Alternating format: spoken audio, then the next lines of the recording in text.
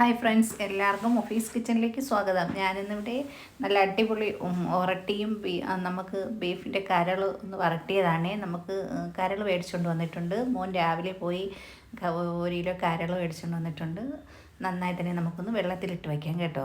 എന്നിട്ട് അതിനാവശ്യത്തിനുള്ള ഇഞ്ചി, വെളുത്തുള്ളി, പച്ചമുളകൊക്കെ ഞാൻ തോലൊക്കെ കളഞ്ഞെടുത്തിട്ടുണ്ട്. ഇതിലോട്ട് നമുക്ക് പച്ചമുളകും കൂടി ചേർത്ത് പെരിഞ്ജീരകവും കൂടി, വലിയ ജീരകവും കൂടി ചേർത്ത് ഒന്ന് മിക്സിയുടെ ജാറിൽ നന്നായി നമുക്കൊന്ന് അരച്ചെടുക്കാം. ഞാനിവിടെ മിക്സിയുടെ ജാറിലൊന്ന് ചതച്ച് കൊണ്ടുവന്നിട്ടുണ്ട്. നമ്മുടെ കരളൊക്കെ ഞാൻ വെള്ളത്തിലിട്ട് വെച്ചിട്ടുണ്ട്. നമുക്കത് നന്നായിട്ടൊന്ന് ചെറിയ ചെറിയ കഷ്ണങ്ങളായിട്ടൊന്ന് കട്ട് ചെയ്തെടുക്കാം.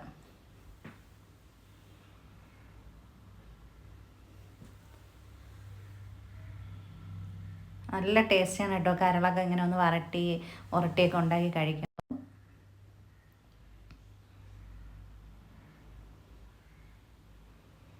നന്നായി തന്നെ വെള്ളത്തിലിട്ട് കഴുകി ഇതിൻ്റെ ബ്ലഡിൻ്റെ അംശം പോകുന്നത് വരെ കഴുകിയെടുക്കണം.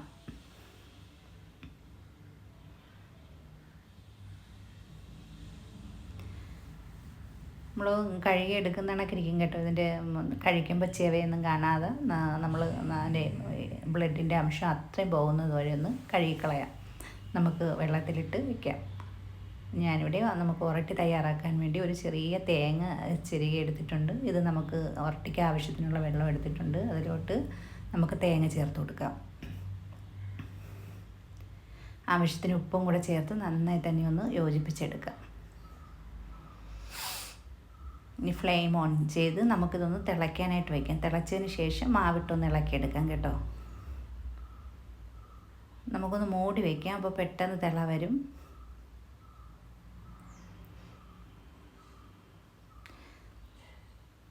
ഞാനിവിടെ മൂടി കൊടുത്തിട്ടുണ്ട്. നമ്മുടെ ഉരട്ടിക്കുള്ള വെള്ളമൊക്കെ നല്ല തിളച്ച് വന്നിട്ടുണ്ട്. ഇതിലോട്ട് നമുക്ക് ആവശ്യത്തിന് അരിപ്പൊടി ചേർത്ത് കൊടുക്കാം.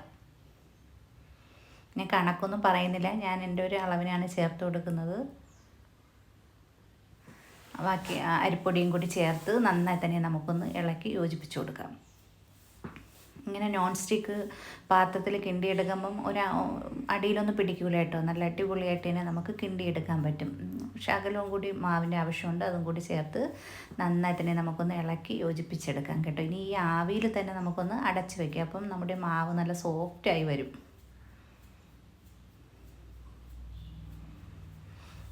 ഞാനിവിടെ നമ്മുടെ കരളൊക്കെ കഴുകി നല്ല വൃത്തിയായിട്ട് കഴുകിയിട്ടുണ്ട് കേട്ടോ. 8-10 വെള്ളം എനിക്ക് കണക്കൊന്നും അറിഞ്ഞുകൂടാ. ഞാൻ ഒരുപാട് പ്രാവശ്യം കഴുകി കേട്ടോ. കഴുകി അതിൻ്റെ ബ്ലഡിൻ്റെ അംശമൊക്കെ കളഞ്ഞതിന് ശേഷം ഞാനൊരു സ്ട്രെയിനറിലോട്ട് ഊറ്റി വെച്ച് കൊടുത്തിട്ടുണ്ട്. നമ്മുടെ മാവ് ഒന്ന് സോഫ്റ്റ് ആയിട്ടുണ്ട്. ഇതിലോട്ട് നമുക്ക് കയ്യിൽ എണ്ണ ഒന്ന് തൂത്തതിന് ശേഷം നന്നായി തന്നെ ഒന്ന് കൈ കൊണ്ട് നന്നായി നമുക്ക് പ്രസ് ചെയ്ത് ഒന്ന് ഇതാക്കിയെടുക്കാം കേട്ടോ. ഒന്ന് കൂട്ടിയെടുക്കാം. നല്ല ചൂടുണ്ട്, എന്നാലും 2 കൈ കൊണ്ട് നന്നായി തന്നെ ഞാൻ മാവൊക്കെ ഒന്ന് കൂട്ടിയെടുത്തിട്ടുണ്ട്. നമ്മുടെ കരളിൻ്റെ വെള്ളമൊക്കെ പോയിട്ടുണ്ട് കേട്ടോ. ഊറ്റിയെടുത്തിട്ടുണ്ട്. എന്നാലും ചെറുതായിട്ട് ബ്ലഡിൻ്റെ അംശമൊക്കെ ഉണ്ട്. എന്നാലും കുഴപ്പമില്ല. നമുക്കിത് ചെറിയ കുക്കറിലോട്ടൊന്ന് മാറ്റി കൊടുക്കാം. ഇതിലോട്ട് നമുക്ക് ആവശ്യത്തിന് കുരുമുളക് പൊടി ചേർത്ത് കൊടുക്കാം കേട്ടോ. ഈ സമയത്ത് ഒരു 2 സ്പൂൺ, ചെറിയ 2 സ്പൂൺ കുരുമുളക് പൊടി മതി. ഗരം മസാല പൊടിയും കൂടി ചേർത്ത് കൊടുത്തിട്ടുണ്ട്. ഈ സമയത്ത് ചേർക്കുമ്പോൾ നമ്മൾ കരളിലൊക്കെ നന്നായി പിടിക്കും കേട്ടോ. ഇതിലോട്ട് മഞ്ഞൾപ്പൊടിയും ആവശ്യത്തിന് ഉപ്പും ചേർത്ത് ഇഞ്ചി വെളുത്തുള്ളി പേസ്റ്റ് ഞാൻ അരച്ച് വെച്ച് കൊടുത്തിട്ടുള്ളതും കൂടി ചേർത്ത് ആവശ്യത്തിന് എണ്ണയും കൂടി ചേർത്ത് നമുക്ക് കുക്കർ അടച്ച് ഒന്ന് 2-3 ഫിസിൽ കേൾക്കുന്നത് വരെ ഒന്ന് വേവിച്ചെടുക്കാൻ കേട്ടോ. ഞാനിവിടെ കറിവേപ്പിലയും കൂടി ചേർത്ത് കൊടുത്തിട്ടുണ്ട്. ഞാനിവിടെ ഫ്ലെയിം ഓൺ ചെയ്ത് കുക്കർ വെച്ച് കൊടുത്തിട്ടുണ്ട്. നമ്മുടെ മാവൊക്കെ റെഡി ആയിട്ടുണ്ട്. ഞാൻ ഒന്ന് ഉരുട്ടി എടുത്തിട്ടുണ്ട് കേട്ടോ. ഒറോട്ടിയൊന്നും അല്ല ഇത്, നമ്മുടെയൊക്കെ നാട്ടിൽ ഉരട്ടി എന്നാണ് പറയുന്നത് കേട്ടോ. നല്ല ഉരട്ടിയൊക്കെ ഞാൻ പരത്തി എടുത്തിട്ടുണ്ട്. ഞാനിവിടെ ഫ്ലെയിം ഓൺ ചെയ്തൊരു പാൻ വെച്ച് കൊടുത്തിട്ടുണ്ട്. ഇതിലോട്ട് നമുക്ക് ആവശ്യത്തിന് വെളിച്ചെണ്ണ ഒഴിച്ച് കൊടുക്കാം. നമ്മുടെ കരളൊക്കെ കുക്കറിൽ 2-3 ഫിസിലായിട്ട് വേവിച്ചെടുത്തിട്ടുണ്ട്. അത് ഞാൻ മാറ്റി വെച്ച് കൊടുത്തിട്ടുണ്ട് കേട്ടോ. ഇതിലോട്ട് നമുക്ക് ആവശ്യത്തിന് വെളിച്ചെണ്ണ ഒഴിച്ച് വലിയ ജീരകവും ഗ്രാമ്പൂ, പട്ട, ഏലക്ക, ഉലുവയൊക്കെ ചേർത്ത് ഒന്ന് പൊട്ടിച്ചെടുക്കാം. ചുവന്നുള്ളി ഒന്ന് രണ്ട് കൈപ്പിടി ചെറിയ ഉള്ളിയും വെളുത്തുള്ളിയും കൂടി എടുത്തിട്ടുണ്ട്. അത് ചേർത്ത് നന്നായി തന്നെ നമുക്കൊന്ന് അതിൻ്റെ കളർ മാറുന്നത് വരെ ഒന്ന് വഴറ്റി കൊടുക്കാം.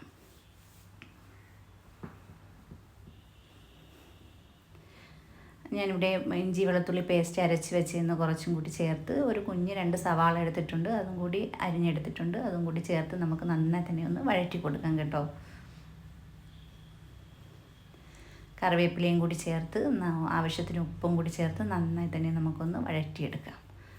ഞാൻ വഴറ്റിയിട്ടുണ്ട്, എന്നാലും നമ്മുടെ സവാളയൊക്കെ ഒന്ന് സോഫ്റ്റ് ആവുന്നതിന് വേണ്ടി ഒന്ന് അടച്ച് വെച്ച് കൊടുക്കാം. ഞാനിവിടെ 2 തക്കാളി എടുത്തിട്ടുണ്ട്.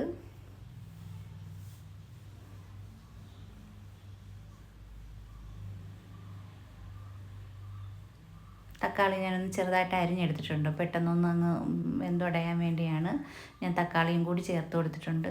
നമുക്ക് മൂടി വയ്ക്കാം കേട്ടോ. നമ്മുടെ തക്കാളിയൊക്കെ ഒന്ന് സോഫ്റ്റ് ആയതിന് ശേഷം നമുക്ക് ആവശ്യത്തിന് മഞ്ഞൾപ്പൊടി ചേർത്ത് കൊടുക്കാം.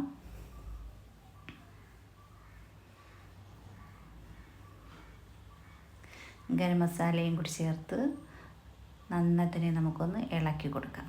നമ്മുടെ ഇഞ്ചി വെളുത്തുള്ളിയൊക്കെ നമ്മൾ ചേർത്ത് കൊടുത്തിട്ടുണ്ട്. നമ്മുടെ പാനിൻ്റെ അടിയിലോട്ടൊന്ന് പിടിച്ചിട്ടുണ്ട്, എന്നാലും കുഴപ്പമില്ല. നമുക്കൊന്ന് ഇളക്കി നന്നായി തന്നെ ഒന്ന് യോജിപ്പിച്ചെടുക്കാം.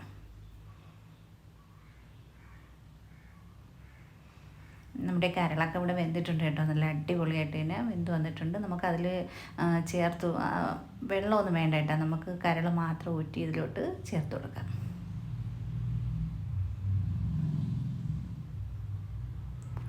നന്നായി തന്നെ നമുക്കൊന്ന് ഇളക്കി യോജിപ്പിച്ച് കൊടുക്കുക. നമ്മുടെ ഉള്ളികളും കരളും കൂടി നന്നായി യോജിക്കുന്നത് വരെ ഒന്ന് ഇളക്കി കൊടുക്കാം കേട്ടോ. ബാക്കിയുള്ള കരളും കൂടി നമുക്കിതിലോട്ട് ചേർത്ത് കൊടുക്കാം.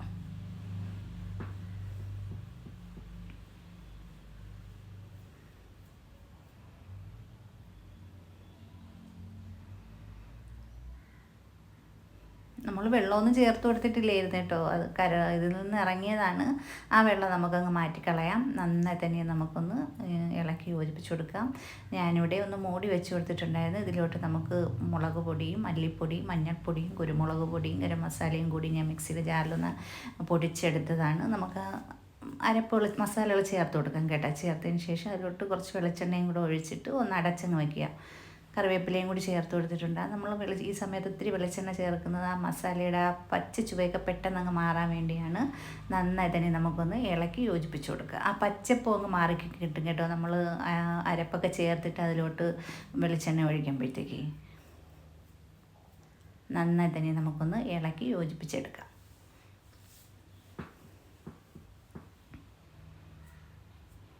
മൂടി വെച്ച് കൊടുത്തിട്ടുണ്ട്.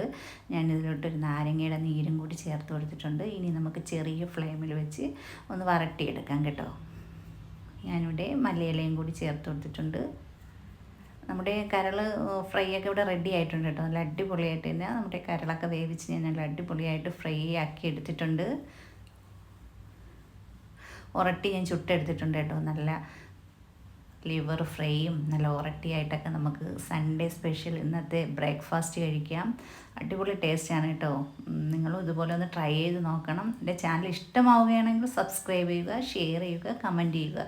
പുതിയൊരു വീഡിയോയുമായി വരുന്നത് വരെ എല്ലാവർക്കും ബൈ.